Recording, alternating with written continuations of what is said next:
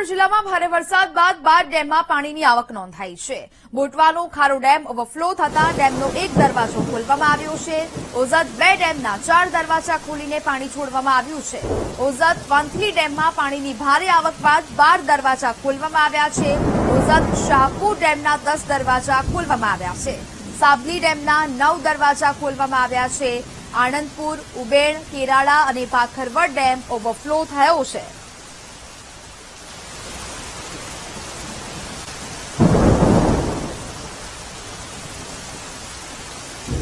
ઓઝત 2 ડેમના 4 દરવાજા અત્યાર સુધી ખોલવામાં આવ્યા છે. ઓઝત વંથલી ડેમના 12 દરવાજા ખોલવામાં આવ્યા છે. સતત અને અવિરત વરસાદને કારણે અનેક જગ્યાએ પાણી ભરાયા. ઓઝત શાહપુર ડેમના પણ ઓવરફ્લો થવાની સ્થિતિમાં છે. જૂનાગઢની તમામ નદીઓમાં ઘોડાપૂર આવ્યા છે.